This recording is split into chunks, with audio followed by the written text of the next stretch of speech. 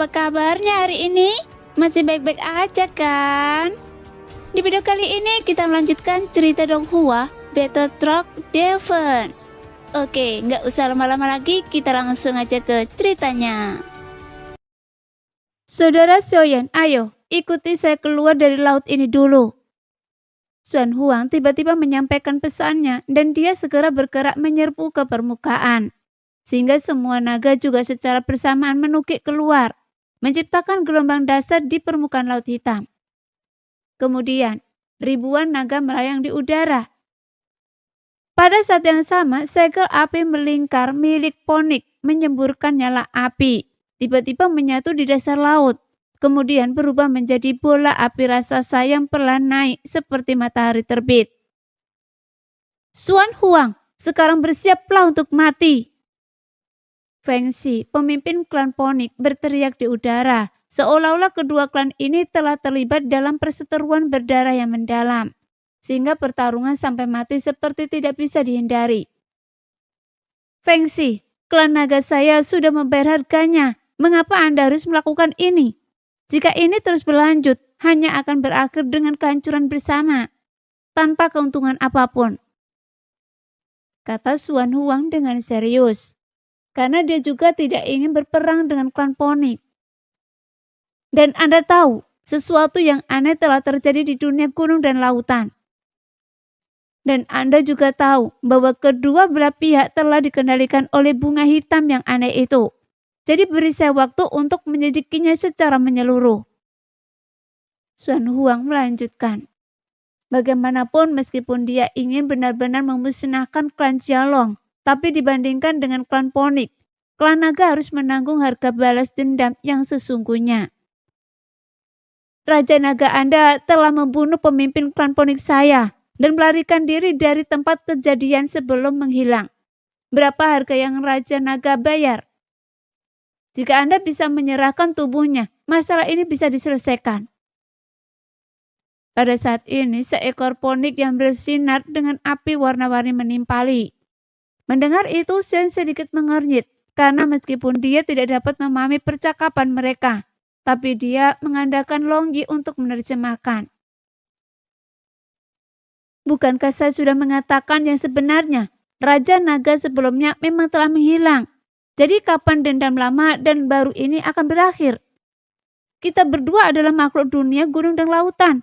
Jika kedua klan kita berselisih, akankah klan seperti Xiaolong ini berani menantang klan naga saya? Xuan Huang berkata dengan dingin. Jelas, di dunia Sanhe, klan naga dan Ponik berada di garis depan. Dan konflik antara kedua klan tersebut telah menyebabkan kekacauan di seluruh dunia Sanhe. Leluhur klan Ponik saya telah dibunuh oleh klan naga Anda. Jadi masalah ini tidak dapat didamaikan. Hanya dengan persembahan dari klan naga Anda kepada roh leluhur di surga. Kebencian ini dapat diselesaikan. Feng Xi berkata dengan suara dingin. Sepertinya persahabatan yang telah terjalin selama bertahun-tahun sekarang telah hancur dalam sekejap. Jika Anda berpikir kebencian ini tidak dapat diselesaikan, maka kita hanya bisa bertarung sampai mati. Hanya dengan dua klan yang bergabung, apa Anda masih berpikir Anda bisa mengalahkan klan naga saya? Xuan Huang mencibir. Jelas dia tahu, setelah pembahasan ini menemui jalan buntu, maka tidak perlu dibahas lebih lanjut. Tentu saja, bukan hanya dua klan yang telah bergabung. Lagi pula klan naga telah berkuasa terlalu lama, dan Anda punya banyak musuh. Feng Xi mencibir. Kemudian di kejauhan lapisan awan gelap tebal menjulang menuju ke tempat ini. Kemudian sebuah raungan yang mengkakkan telinga terdengar silih berganti. Saat Xuan Huang melihat sekeliling, yang dilihatnya hanyalah segerombolan binatang buas hitam yang besar. Seolah-olah semua ras telah mengincar klan naga. Saudara Xiaoyan, saya benar-benar minta maaf. Sekarang klan naga saya sedang dalam masalah, jadi tolong cepat pergi dan jangan ikut campur. Sambil berbicara, tatapan tajam melintas di mata Xuan Huang. Jelas dia juga tahu bahwa situasi saat ini akan menjadi pertempuran yang brutal dan berdarah. Karena binatang-binatang buas ini ingin memusnahkan klan naga, yang menunjukkan bahwa tujuan klan Ponik mungkin lebih dari balas dendam. Jika klan naga lenyap, maka klan Ponik akan menjadi penguasa terkuat di dunia gunung dan lautan. Dan tanpa terkecuali, raja baru dunia gunung dan lautan akan lahir dari klan Ponik. Sebelumnya, di alam gunung dan lautan, semua kekuasaan telah dipegang oleh klan naga Anda. Sekarang saatnya untuk perubahan, kata Feng Xi sambil melebarkan sayapnya. Kemudian seluruh anggota klan Ponik bergerak serempak. Dengan nyala api yang berkobar dari bawah sayapnya, sehingga pertempuran pun tidak bisa terelakkan. Melihat pemandangan itu, Shen sedikit mengernyit, karena pertarungan antara kedua belah pihak tampak tak terhentikan. Jika dia mengungkapkan identitas Longyi saat ini, Xiaoyan merasa tidaklah bijaksana. Namun Xiaoyan juga tidak pergi. Malah ia merenungkan apa yang harus dia lakukan selanjutnya. Kemana Raja Tianshan pergi? Sepertinya klan Ponik telah berkolusi dengan banyak ras lain. Jika keberadaan Raja Tianshan tidak bersama klan Jialong, pasti dia dengan klan Ponik. Dan saya hanya punya satu cara untuk memastikan hal ini. Membunuh Raja Naga Yohuang dan mencari ingatan di jiwanya. Tepat ketika Suen berpikir, pertempuran meletus antara klan naga dan Ponik. Dua ras terkuat di alam gunung dan lautan. Tapi meskipun klan Jialong juga ikut campur, tetapi Raja Naga Yohuang mundur ke jurang. Tampaknya dia sedang mengantisipasi pencarian Xiaoyan. Pada saat ini, Xiaoyan melangkah maju dan sosoknya tiba-tiba menghilang. Namun Xuan Huang tidak kecewa melihat Xiaoyan pergi. Sebaliknya, dia merasa lega. Seolah-olah dia benar-benar tidak ingin melibatkan Xiaoyan dalam air berlumpur ini. Lebih baik dia pergi. Ini urusan klan naga saya dan bukan urusan mereka. Jadi dia tidak perlu membantu saya. Kali ini Xuan Huang berpandangan sangat jujur. Bagaimanapun konflik ini disebabkan oleh klan naga sebelumnya. Jadi mereka bertanggung jawab untuk menyelesaikannya. Jika mereka menang, entah dengan pembunuh klan Ponik atau dengan mengirimkan pencegah, ras lain tentu akan tercegah untuk bertindak lebih lanjut. Entah klan naga akan musnah dan klan Ponik akan menjadi raja baru di dunia gunung dan lautan dan menggantikan mereka selamanya. Saat pertempuran sengit meletus di antara kedua belah pihak, laut bergolak, langit bergemuruh dan api beradu. Klan naga dengan keunggulan fisiknya akan menghadapi tantangan berat melawan ribuan monster raksasa ini.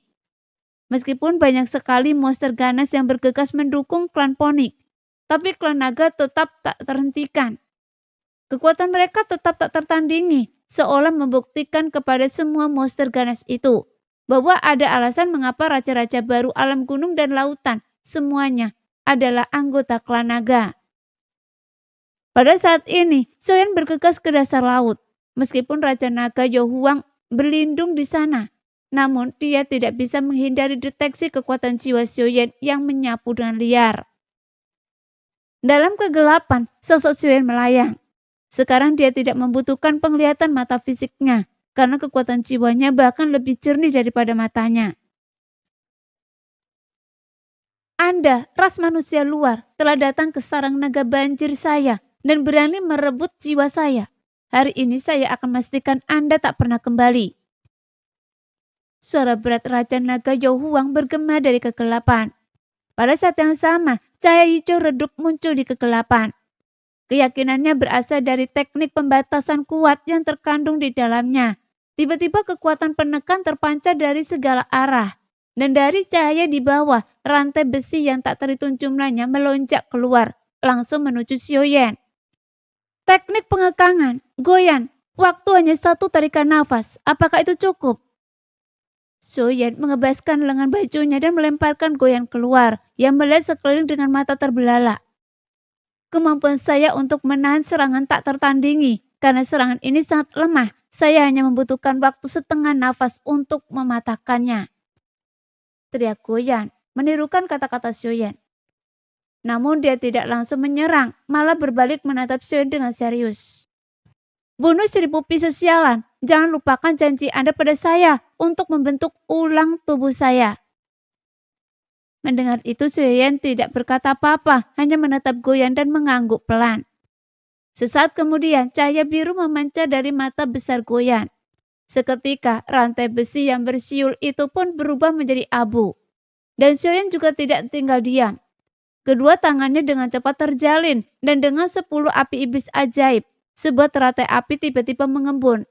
Seketika mengusir kegelapan dan menampakkan jurang yang dipenuhi karang. Dalam sekejap, semua formasi pembatasan di sini hancur dan aura Raja Naga Yohuang langsung menghilang. Bagaimana mungkin? Ini adalah formasi pelindung klan peninggalan leluhur saya yang luar biasa kuat, bahkan mampu mencapai tingkat kelima. Tapi formasi itu benar-benar telah hancur.